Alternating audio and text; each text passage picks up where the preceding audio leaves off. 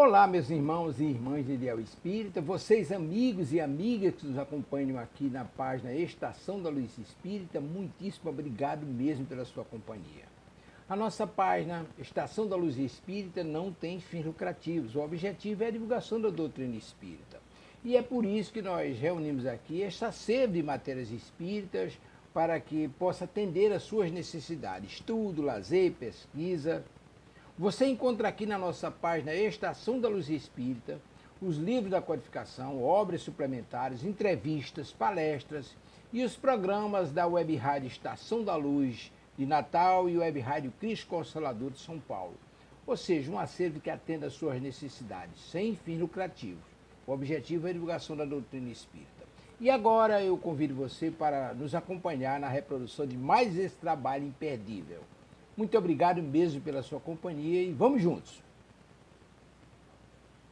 Porque os reis magos, se for a verdade, não importa, certo? Para mim é uma verdade linda. Os reis magos foram visitar Jesus, que estava lá numa manjedoura, porque havia, dizem, a contagem de judeus que existiam, e ele não tinha mais lugares nos que hoje chamamos hotéis, não sei como era o nome na época. E a família ficou numa manjedoura. E Herculano diz, realmente no frio, muitos que não eram ricos ficavam perto dos animais para aquecê-los. Não importa, é lindo. O bebezinho, o meu presepinho está lá. Vou desmanchá-lo, mas tenho dó. Está tão bonito. A criancinha no berço, o pai e a mãe, Maria e José, e os 3 reis magos chegando com oferenda. Era incenso, mirra e ouro. E depois que eles saíram, o rei Herodes havia pedido para eles irem contar onde encontraram Jesus. Mas eles faziam profecias, eram médios, recebiam mensagens do mundo espiritual e foram avisados que era apenas uma invenção de Herodes para pegar Jesus e matá-lo, porque diziam que ele seria rei dos judeus e o rei era Herodes. Então, os reis magos saíram de fininho, Herodes ficou louco. Aí mandou matar todos os meninos de menos de 2 anos. Era verdade? Eu pesquisei e naquela época rei era assim. Ficava bravo, mandava matar. Hoje os que se julgam reis cortam vantagens do povo. Até em comida, aumenta preço. É uma coisa incrível. Alguns custam amadurecer. E Herodes mandou, mas Jesus havia induzido por espíritos a espiritualidade superior. Ele, Maria e Jesus fugiram para o Egito. Quando Herodes morreu, voltaram. E a vida continuou. João Batista era filho da prima da mãe de Jesus, de Isabel. Ela tiveram um filho com bastante idade. E João Batista, mais tarde, encontra Jesus, ele batizava, tirava pecado dos homens. Jesus, humildemente, sabia que aquilo era apenas uma história para aliviar os homens que haviam errado. Mas ele fez questão, em todos os instantes da sua vida, de se comportar como indivíduo comum, o que ele nunca foi na encarnação na Terra. E Jesus, então, seguiu a lei e fez exatamente o que devia ser feito, como ele sempre fez nessa encarnação. E a história segue contando, falando lindamente sobre Maria. Alguma palavra a condenar, seja na história de Adão e Eva, seja nas outras histórias, às vezes há um exagero, que pode haver também quando contamos nossas histórias. E aparece na história de Jesus mulheres maravilhosas já naquela época. Deixa eu ver aqui, quando eu me entusiasmo, eu costumo ficar meio esquecida. A mulher cananeia. A mulher veio e pediu a Jesus para curar a filha dela que estava com demônio. Não sei por que chamamos, naquela época, modificando os ensinamentos do Mestre de Nazaré, criamos o inferno eterno, ficaria eternamente no inferno. Com anjos, anjinhos com asa tocando harpa, eu não aguentaria esse céu, adoro harpa, mas não de noite, não pela eternidade, calma. Tem músicas que devem ser ouvidas. E o diabo, um anjo que virou diabo. Ah, mas que absurdo, e nós acreditamos. Tudo bem, já passou. E a cananeia apresentava a filha assim, Jesus curou-a. Houve um homem também que chegou com o filho lunático e Jesus afastou o perturbador. Maria Madalena. Maria Madalena tem vários livros sobre ela. Meu pai escreveu lindamente sobre ela. Ela era prostituta, não interessa, mas que curiosidade mórbida e tola. Não é uma novela, é uma vida real. Eu acredito que não. Ela muito inteligente, ela aprendeu muita coisa, ela fazia reunião dos indivíduos considerados mais sábios, como hoje as mulheres podem fazer, os homens juntos, e conversam para aprender. E ali come alguma coisinha. Era assim, mas talvez também, e se ela fosse, também, como nós nem sabemos o nosso passado, mas sabemos que todos os erros foram perdoados, que Deus não castiga, que Deus é amor, que Deus, como nós compreendemos nossos filhinhos pequenos quando cometem pequenos erros, é claro que nos compreende e perdoa, mas agora nós já não podemos renovar aqueles erros do passado, pelo amor de Deus. Temos que aprender alguma coisa e demonstrar. A vida continua.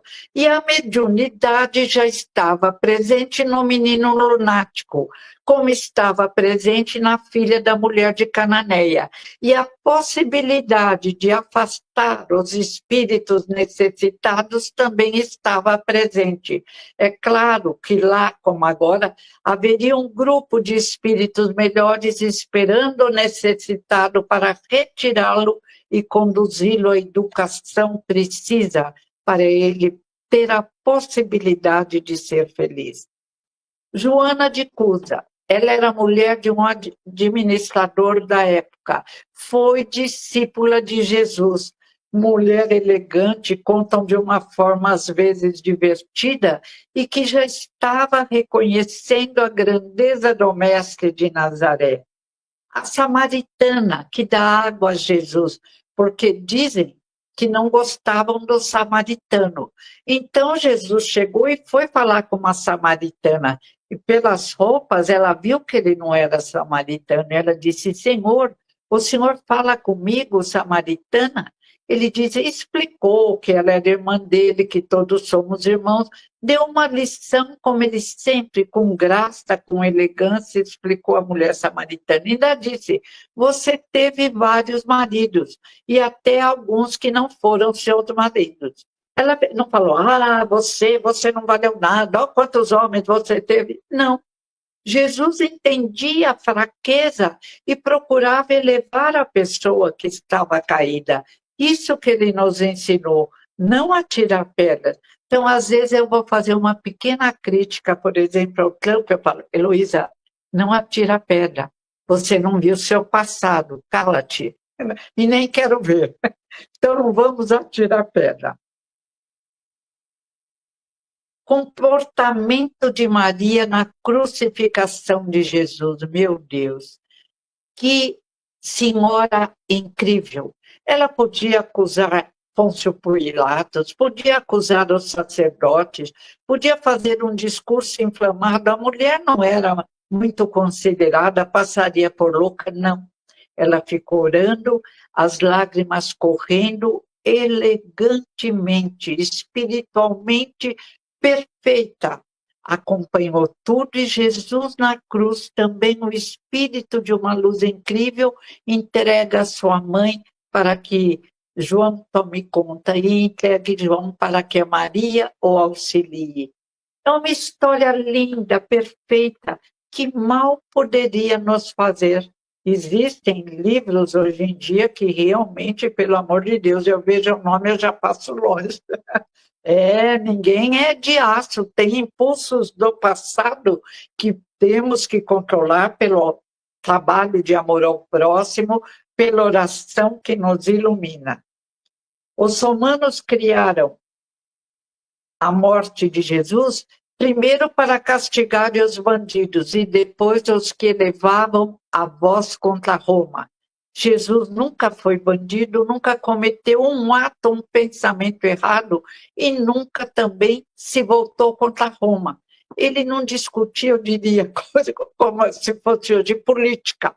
Cada um fica na sua e faça o que quiser. O que precisa é amar o próximo e cuide da sua vida e não vá se meter na do outro. Não conseguimos, às vezes, nem resolver os nossos problemas. E hoje temos psiquiatras, psicólogos, todo um tratamento para o corpo e para o espírito. Casas espíritas, evangélicas, católicas, budistas. A minha filha, uma delas, acompanha também os Rosa Cruzes que vieram do século. Tudo bem, o que importa é ser bom, fazer o bem, e para mim, conhecer cada vez mais do Espiritismo, que como surgiu, trazendo de volta os ensinamentos de Jesus, que disse que enviaria o Consolador, pelas mãos de Allan Kardec, de mãos dadas com a Meligo Gabriele Boudet, sua também inteligentíssima esposa, escritora de livros, artista, professora formada que tinha um instituto de educação, é isso que nos interessa agora. O que Jesus pediu na cruz? Perdoar-nos e que cuidassem da mãe dele e a mãe do filho. Agora vamos ver se sobrou alguma mulher da Bíblia. Alguns creem que a Bíblia, na época, colocou a mulher em segundo plano. Mas até hoje, no mundo inteiro, alguns acreditam que Adão dormiu só e acordou com Eva ao seu lado, o que também não faz mal, mas é uma tolice. Como? Nem hoje, com tanta plástica, tanto recurso, não dá para pegar uma costela. E Deus, que é uma inteligência universal, que não é um velho de barbas brancas, não ia perder tempo com isso. É o pecado original, parece marcar mais a ignorância nossa e o perigo que a mulher deveria representar. Coitada das mulheres, tem umas difíceis, como tem homens difíceis, crianças difíceis, mas esse perigo maior não. Mas aparece o que eu acho mais lindo depois ainda, aquelas que dedicaram a vida a Jesus. Primeiro as mártires na época inicial, sangrenta, na época do circo. Depois as mártires numa época mais tranquila, quando eram denunciadas, que belos vizinhos, né? Que belos empregados. Corriam denunciar aqueles que lhes davam para os empregados, às vezes comida e salário. Mas estavam lá, eram chamadas no tribunal da Inquisição, tanto já haviam morrido, os mártires masculinos nos circos também, e aparecem as mártires femininas esquecidas e lembradas por uma senhora encantadora, eu não a conhecia. Vi outro dia sendo entrevistada na TV, encantadora, evangélica, tem filhas, uma mulher com a cabeça no lugar. E ela foi pesquisar as mártires que haviam ajudado a divulgação do cristianismo, dando a própria vida na defesa de Jesus de Nazaré. Não podemos esquecê-las. Perpétua, uma nobre, bonita, com filhinho pequeno, bem casada, e ela se encanta com Jesus de Nazaré. Quem não se encantaria? Só os muito fechados ou os muito medrosos. E ela começa a seguir Jesus. Não faz segredo, ela ama Jesus. Ela sabe que ele está certo e é denunciada. E o pai de Perpétua, que é nobre, que é rico, fica furioso com Perpétua, porque era uma mancha na família nobre dele que Perpétua colocava. Então ele aparece no tribunal com o neto, grita, exige, quer bater em Perpétua, faz tantas que, apesar de nobre, o colocam para fora do tribunal. E Perpétua encerra todo aquele trabalho de louco dizendo: eu sou cristã. Respeito Jesus de Nazaré, sigo Jesus de Nazaré e jamais direi que ele mentiu. Eles falam, os juízes, você vai ser torturada e morta. Ela falou, por Jesus aceito, não posso mentir, e vai. Tinha uma escrava dela, Felicidade, que na mesma época também passa pelo mesmo processo, é levada e também morre. E eu lembro o pai da igreja que diz assim: o sangue dessas mártires contribuiu para regar as sementes luminosas que Jesus lançou na terra. Ele deixou o sangue dele, mas elas também contribuíram para que as sementes crescessem e florescessem. Mauro e Mateus, aí surge um casal. Primeiro fizeram um édipo, um aviso de que aqueles que seguissem os ensinamentos dos deuses pagãos e que aceitassem os deuses pagãos e orassem pela cura daqueles que estavam matando os cristãos, orassem pela cura deles, seriam libertados, mas precisavam declarar tudo isso em público. Não apareceu um. O convite foi afastado. E a vida continuou. Outros desencarnaram, mas sempre como luzes, e chegou um mandamento: todos que tivessem algum livro, alguma palavra a respeito de Jesus de Nazaré, que entregasse ao tribunal e seriam perdoados. Mateus e Maura foram denunciados, um casal cristão. Na época, eles deram férias, folga para os empregados e esconderam, enterraram os livros, para que não precisassem dar e para não serem denunciados, pois foram denunciados. Mas a Maura foi lá e disse: eu repito tudo o que o meu marido disse, não tenho livro algum sobre Jesus. Mateus também. Foram torturados e denunciados. E diz a história, os pesquisadores, que os dois torturadores do casal ficaram tão impressionados com o casal que se tornaram cristãos. E foi assim que, daquele pontinho brilhante, o cristianismo se espalhou pelo mundo. Muitas vezes mal compreendido, porque somos ainda pequenos na compreensão perante trilhões de planetas maravilhosos, embora alguns se julguem já capazes de explicar qualquer coisa que se perguntar sobre qualquer planeta. O nariz está bem arrebitado para o alto. Deixa, devagar todos acordam. E hoje mulheres cristãs maravilhosas, Madre Teresa de Calcutá, meu Deus, quantos séculos para essa mulher incrível se tornar essa luz brilhante que nos encanta e nos convida a crescer.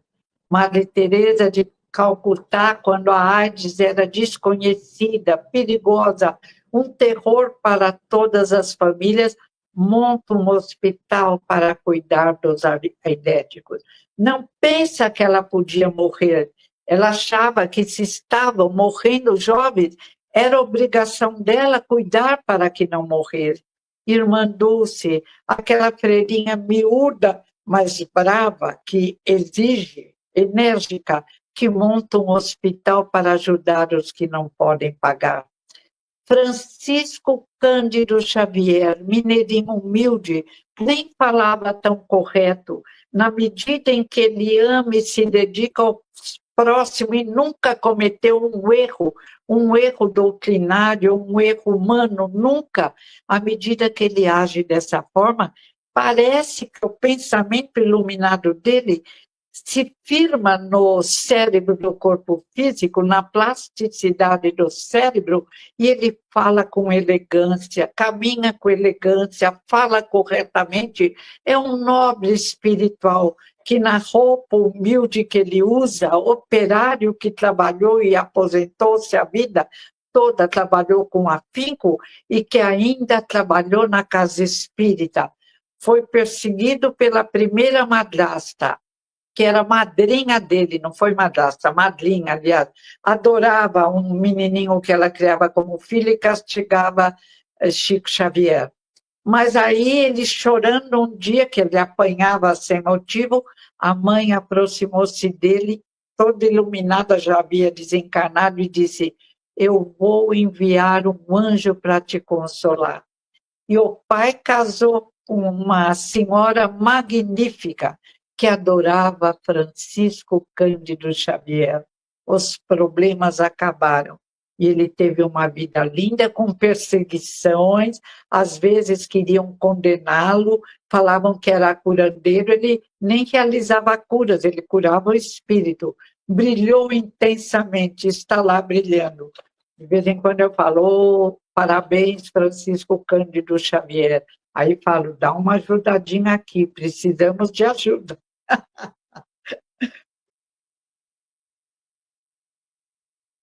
E tantos que hoje, em nome da doutrina espírita de Jesus, tem nas casas espíritas. Eu não gosto de falar nome porque são muitas, eu sempre me esqueço de algumas. Ainda ontem eu fui numa maravilhosa, um serviço de atendimento a todos os que sofrem, um lugar com roupas bonitas.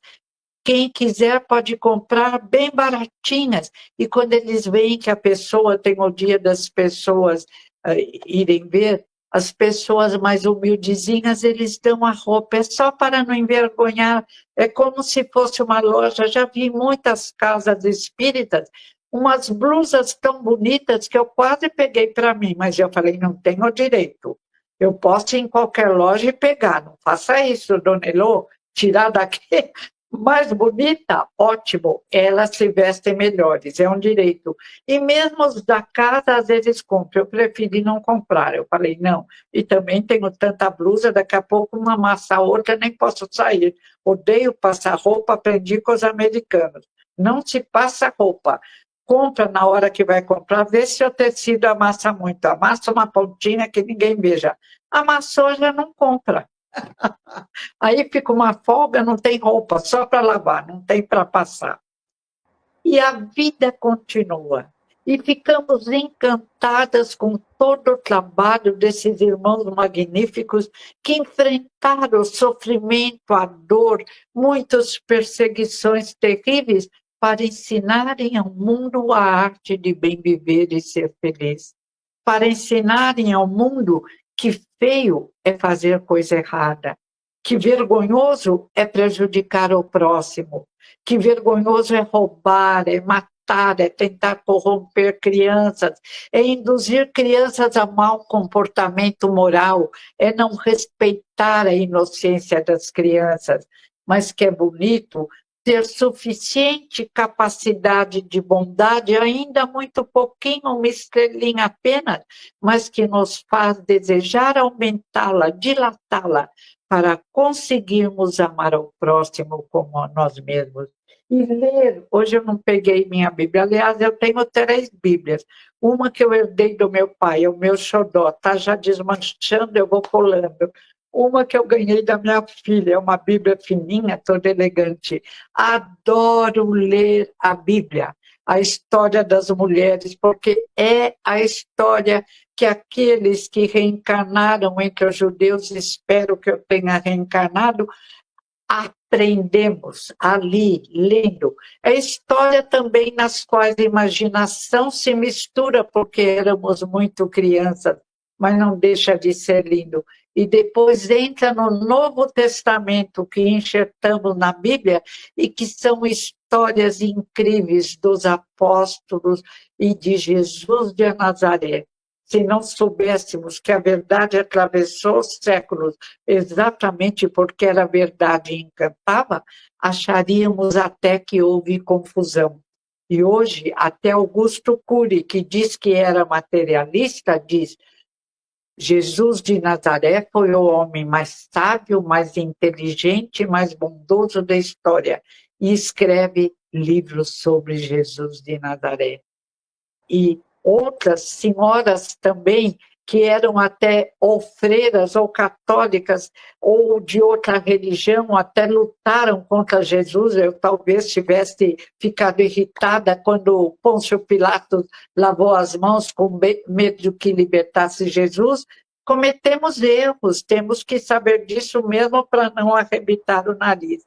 E hoje sabemos que a história, quando se repete depois do trabalho de Lutero, traz a realidade. Sim, na verdade existiu esta criatura que até hoje nos encanta e nos causa espanto pela bondade, pela humildade, pela possibilidade de escolher como iria renascer na Terra. E não escolheu ser o imperador romano, divulgar os seus ensinamentos através do imperador romano que matava, mandava, e podia ser um até bom que não matasse. Não.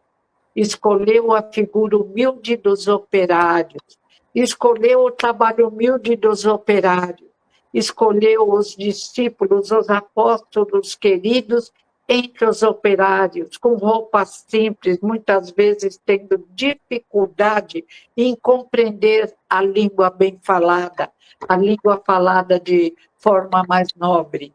E conseguiram entender Jesus.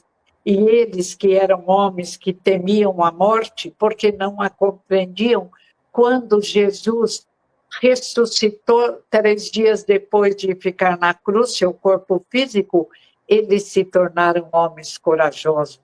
Até isso, o exemplo de Jesus valeu. Saíram pregando o evangelho.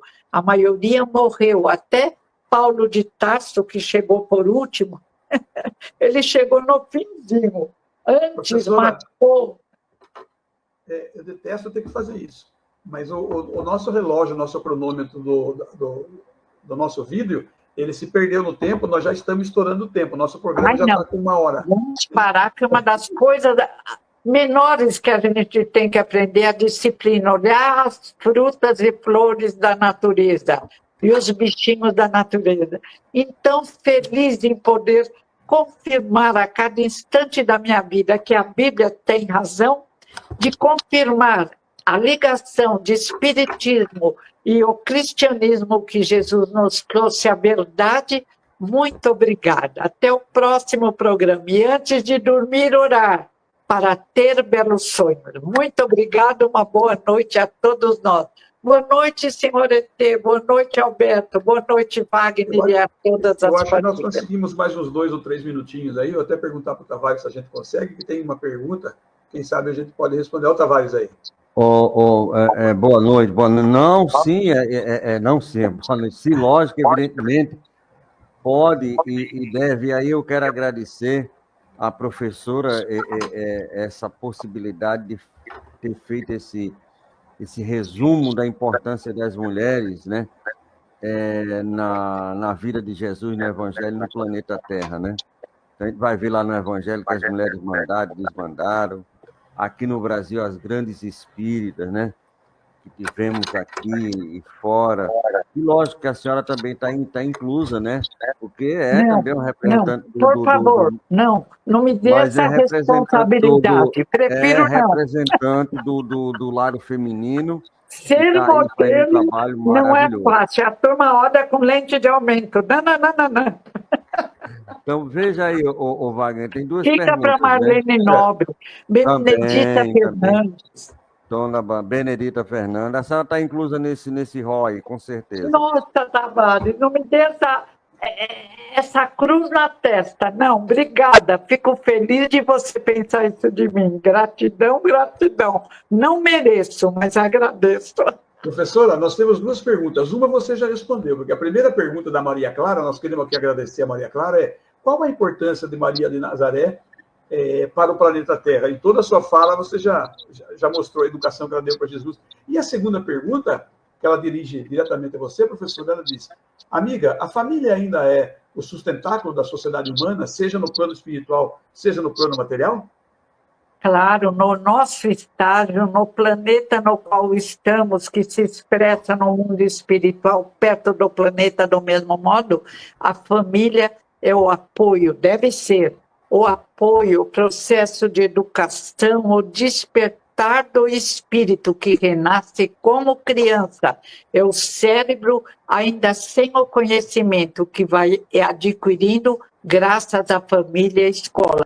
E no momento atual de transição, é um momento difícil da família e da escola. Vamos melhorar, pessoal, que são o nosso futuro. As crianças serão nossos pais, mães, avós, tios. Então, por nós, vamos melhorar a educação e a apresentação da moral cristã, da moral verdadeira. Muito obrigada. Nós que agradecemos, Elizabeth Alves, nós agradecemos você, a todos que nos acompanham. Agradeço a professora pela presença. Eu fiz uma coisa que eu não gostaria de fazer, jamais cortar a professora, meu Deus do céu. Não, eu peço, quando eu vou fazer palestra, eu peço, por favor, levante a mão. E às vezes a pessoa não levanta, eu estou entusiasmada, eu não enxergo o relógio, eu fico feliz, gratidão, precisa avisar. Disciplina, disciplina, disciplina. Professora, muito obrigado pelo carinho, pela atenção, por participação e pela honra de deixar a gente participar com você num programa como esse, falando do seu pai. Imagine, eu que me sinto honrada. Uns meninos lindos, produtivos, muito obrigada. Vou pedir desculpa a você, uma licença poética, que eu vou fazer a prece de encerramento, e também ao Tavares, pedir uma licença, mas antes de fazer a prece, no último sábado nós tivemos o Dia das Mulheres, não dá para esquecer. E você falando de tantas mulheres, principalmente de Maria de Nazaré, eu me lembrei de uma coisa que eu pensei algum dia, e esse pensamento ficou em mim, então eu costumo dizer assim, toda mulher gosta de brilho. Ela põe um brinco na orelha, põe um brinco na mão, ela dá lustro em alguma coisa que ela faz.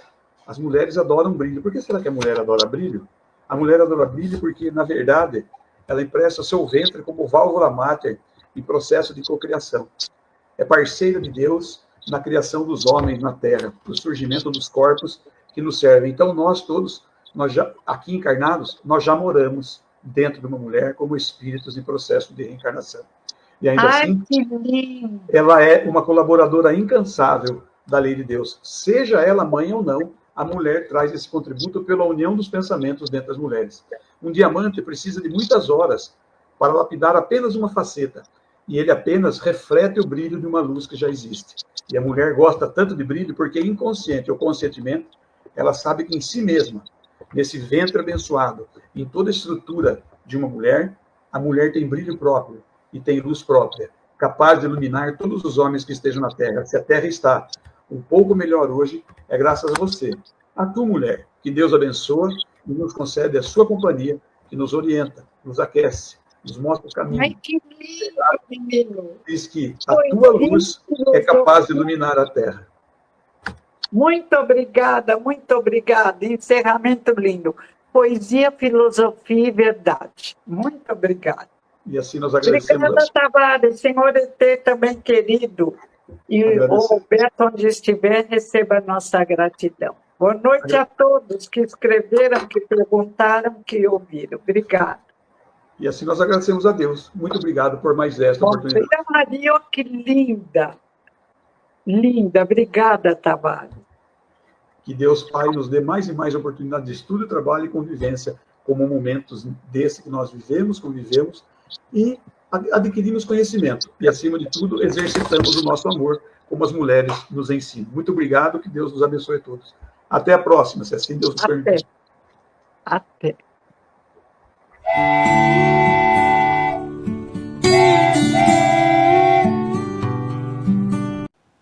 Chegamos ao final da nossa atividade. Muitíssimo obrigado mesmo pela sua companhia e espero você no próximo evento.